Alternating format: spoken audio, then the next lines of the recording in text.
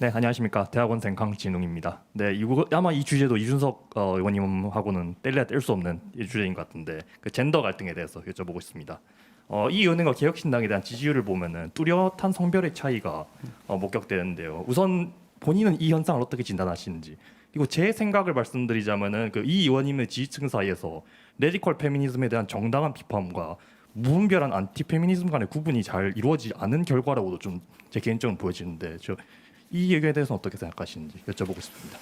제가 그냥 통계를 한 가지 알려드리면요. 그 국민의힘, 그러니까 그 2017년 이후에 국민의힘에서 20대, 30대 여성 지지율이 가장 높았던 구간이 이준석이 당대표하던 구간이었습니다.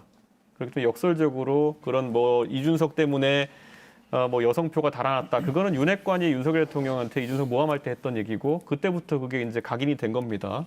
그런데 저는 어쩔 수 없이 그 젠더 갈등이라는 데 있어가지고 제가 가장 그 문제에 대해 가지고 지금까지의 뭐라고 할까요? 관성과 다른 얘기를 했기 때문에 제가 그런 얘기를 한 거에 대표 주자로 각인되는 건 어쩔 수 없다고 봅니다. 근데 지금 만약에 제가 뭐 저는 수도 없이 했지만은 그 레디컬 페미니스트 또는 페미니즘을 대변한다고 하신 분과 이 100분 토론에도 몇 번 앉았어요. 신지혜 씨랑도 그렇고 앉아가지고 이준석이 한 것 중에 혹시 여성 혐오적인 정책이라든지 남성 우월적인 정책 한 가지만 혹시 예를 들어줄 수 있느냐 또는 그런 발언 예를 들어줄 수 있느냐 그러면은 그 예가 아직 안 나옵니다. 그게 되게 놀라운 지점인데 그럼 이제 어디 인터넷에서 제가 하지 않은 얘기를 막 제가 했다고 얘기하는 이런 것들만 나오게 돼 있거든요. 혹시 질문 주신 분 혹시 그런 거 하나 정책이나 이런 거 기억나는 게 있나요?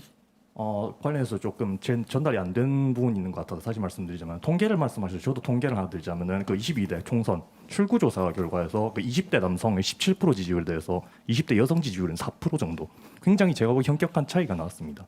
우선 뭐 본인 스스로가 여성 혐오적인 발언을 하지 않았다고 하는데 일단 분명히 눈에 보이는 현상은 있는 거잖아요.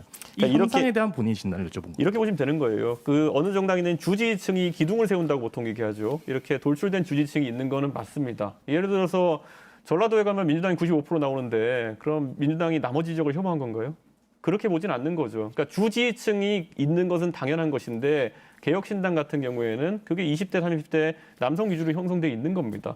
또 반대로 말하면은 민주당이 그 부분에서 강세를 가질 수 있는 것이고 일부 녹색당이나 정의당 같은 소수자 그에 대한 얘기를 많이 하는 정당들이 거기에 기둥 세우고 있는 겁니다. 근데 제가 정의당한테 뭐 남성 혐오한다는 얘기는 안 하거든요. 거기가 그런 어떤 소수자 정책을 많이 내가지고 그런 지지를 받는 것이지. 저는 그 주지층을 가지고 그렇게 뭘 할 것은 아니다 이렇게 보는 거고요.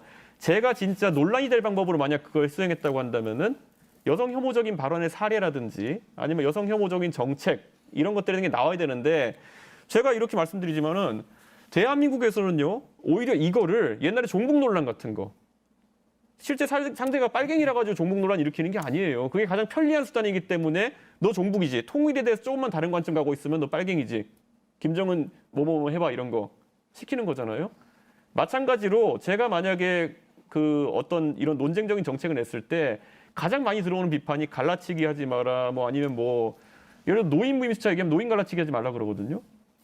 노인 무임수차를 얘기하면서 그 얘기 안 들으려면 어떻게 해야 되는 겁니까 그러면은? 지금 노인이 받고 있는 혜택을 조정하자는 얘기인데 노인 갈라치기가 안 되는 방법이 있나요?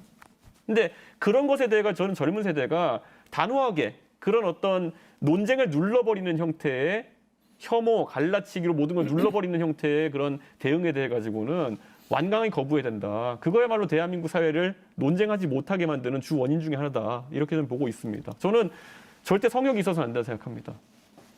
약간 그 부분에 대해서도 좀 말씀을 드리면 실제 뭐 젠더 갈등에 대해서 구체적으로 무엇이 젠더 갈등이냐라고 얘기하지만 아마 이준석 의원이 여가부 폐지 공약 이런 것들을 좀 더 얘기하기 전에도 죄송합니다. 전에도 젠더 갈등은 있었고요. 있었지만 더 커진 측면이 있습니다. 특히 윤석열 대통령 대선 국면에서 여가부 폐지 공약 등으로 실제 그래서 지난 대선과 죄송합니다. 총선에서 예를 들어서 남성 20대, 30대 남성 앞서 이제 나오신 분도 얘기를 하셨지만 민주당과 국민에서 성별로 젠더에 따른 득표율이 출구조사 결과 확 달라졌거든요. 의도하지 원했든 의도했든 간에 결과적으로 이렇게 됐습니다. 그래서 그 부분에 대해서는 나는 의도하지 않았다가 아니라 저는 리더는 사실은 선의보다는 결과에 책임을 져야 된다고 생각하거든요. 그러면 자꾸 이런 얘기들이 나와서 정치적으로 어떤 남성과 여성에 대한 정치적 혜택 이런 것들을 얘기하면서 더 분화가 됐다면 사실 그거를 지금 통합을 얘기하시니까 그걸 치유하는 데도 힘을 써야 되는 것 아닌가. 라는 생각이 사실 들어서요. 저는 거기서 치유라는 개념은요, 그거는 사실 그 종교 영역에서 해야 되는 거고요. 물론 모아가지고 다 하느님의 자녀다 이건 해야 되는 것이고, 정책에 대해 가지고는 A와 B의 대안이 있을 뿐입니다. 그래서 제가 아까 얘기했듯이 저는 거기서 젠더 뉴트럴하게 이걸 바라봐야 되는 게, 제가 예를 들어서 여성 희망 복무제를 얘기했을 때는 지금 대한민국의 복무 가능 인원수가 적다는 현실을 타파하기 위한 방법 중에 하나를 거론한 것이지, 여성에게 불이익을 주겠다고 제가 거론하는 것이 아니에요. 거기에 대해서 만약 다른 대안이 있다 그러면은 누군가 B라는 대안을 갖고 경쟁하면 되는 겁니다. 근데 아직까지 제가 본 현실에서는 B라는 대안을 제대로 제안하는 경우를 보지 못했어요. 저는 그래서 이런 것들이 논의돼야 되는데 조금만 이런 아이디어가 나오면은 혐오 갈라치기 이런 거.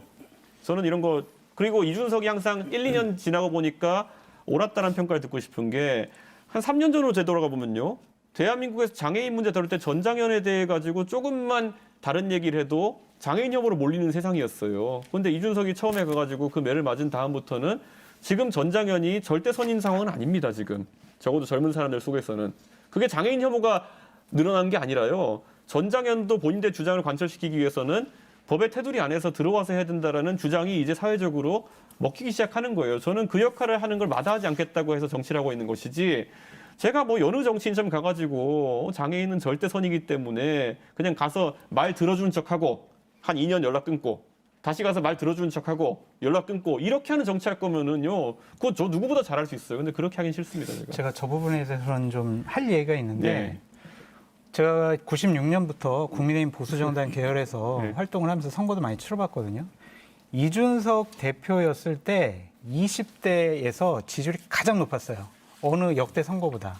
그런데 남성 득표율도 엄청 높아졌고 여성 득표율도 높아졌는데, 남성 득표율보다 여성 득표율이 좀 낮다고 그래서 갈라치기 해가지고 여성 득표율 낮아진 거 아니냐, 당신 책임이다, 이렇게 몰아붙이는 것은 상당히 좀 문제가 있는 분석이 아니냐, 좀 그런 생각도 해봅니다. 그러니까 이게 이제 나이대가 좀 높으신 분들은 젠더 갈등의 처음 태동 자체를 이제 좀 정확히 파악 안 하신 분들이 있는데, 우리가 소위 말하는 강남역 사건, 이수역 사건, 뭐 그에 파생된 여러 가지 범죄와 관련 사건들은 2018년 때부터 이제 있었던 겁니다. 19년, 18년 때부터. 제가 정치에서 이제 서울시장 보궐선거에 참여한 건 21년이고, 그다음에 22년에 당대표가 21년에 당대표가 됐거든요. 그러니까 저는 이게 똑같은 겁니다. 아까 명태균 사건에서 전지적 관점에서 자꾸 이제 나중에 한 사람한테 물어보면 안 되는 것처럼 이것도 다 맥락이 있는 그런 과정 속에서 나오는 겁니다. 네.